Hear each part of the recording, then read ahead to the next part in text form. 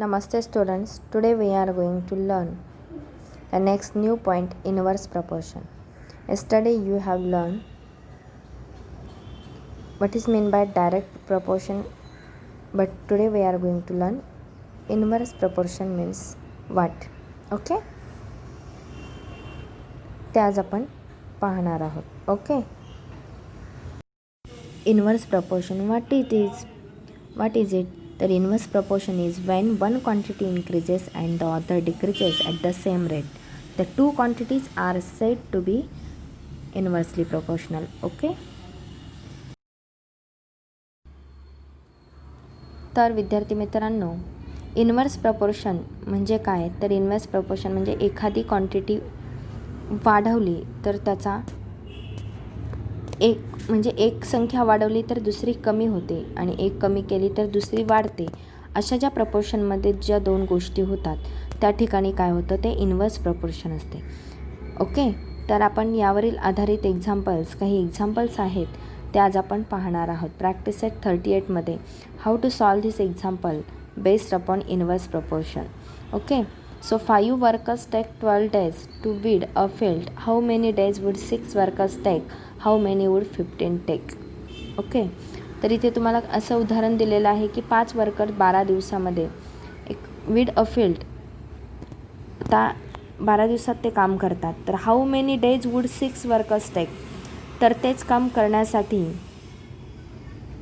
6 worker यांना किती दिवस लागतील आणि 15 वर्कर्सला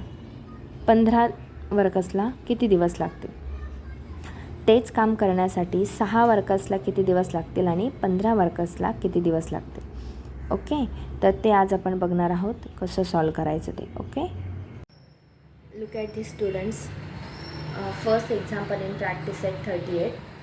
5 workers take 12 days to weed a field. आता 5 वर्कर्स किती डेज घेतात ते काम करण्यासाठी? 5 workers. So 5 workers take 12 days. Okay, then तेच काम करण्यासाठी how many days would 6 workers take? 6 workers. आता तेच काम करण्यासाठी 6 वर्कर्स किती दिवस लावतील ते आपल्याला माहिती नाही, पण ते एक्स डेज म्हणूयात आपण. ओके, तर ते आहे इन्व्हर्स प्रपोर्शनमध्ये. Okay, this examples are in inverse proportion. So 5 × 12, 5 वर्कर्सला 12 दिवस लागतात. तर सेम प्रोसिजर 6 वर्कर्सला एक्स डेज लागतात. ओके, इथे पहा 5 × 12 divided by 6 is equal to X. हे गुणाकारामध्ये एक्स आहे, भागाकारामध्ये गेले 12 पंचे 60 भागिले 10 बरोबर एक्स.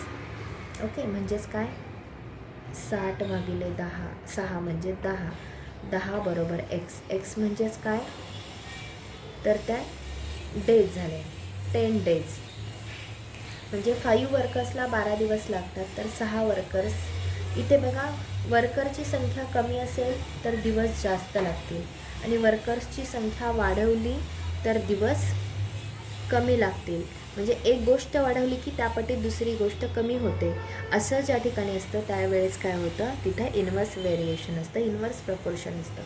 म्हणजे तिथे तुम्हाला किती दिवस लागेल, how many days would 6 workers take? So 6 workers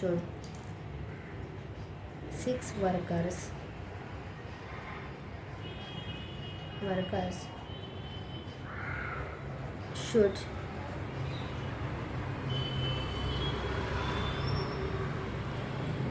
take a 10 days. 10 days लागतील त्याला, बरोबर. 6 वर्कर्सला तेच काम करण्यासाठी 10 days लागतील, बरोबर आहे. 6 वर्कर्सला किती लागतील, 10 दिवस लागतील. ओके, 10 days लागतील. आता तेच काम आपल्याला किती सांगितलेलं आहे, तेच काम how many should 15 take? 15 take म्हणजे आता इथे 6 वर्कर्सला किती लागतात पहा. आता 6 वर्कर्सला 10 days लागतील. तेच काम करण्यासाठी 15, हाऊ मेनी वुड 15 टेक? तर 15 वर्कर्सला टेक वाय डेज, आपण ते वाय डेज म्हणू. ओके, हेच इक्वेशन आपल्याला तयार करायचे. 6 × 10 is equal to 15 workers into Y days. Okay, therefore 6 × 10 divided by, हे 15 मल्टिप्लिकेशन फॉर्ममध्ये आहे, ते डिवायडेशनमध्ये येईल. Only remaining Y. 10×60/15 बरोबर वाय. म्हणजेच काय येईल पहा इथे, 15×1 = 15, 15×4 = 60, म्हणजे वाय इज इक्वल टू 4. म्हणजेच ते काम करण्यासाठी काय होईल, तेच काम करण्यासाठी 6 वर्कर्सला 10 दिवस लागतील, तर 15 वर्कर्सला 4 डेज लागतील. Therefore 15 workers should take 4 days.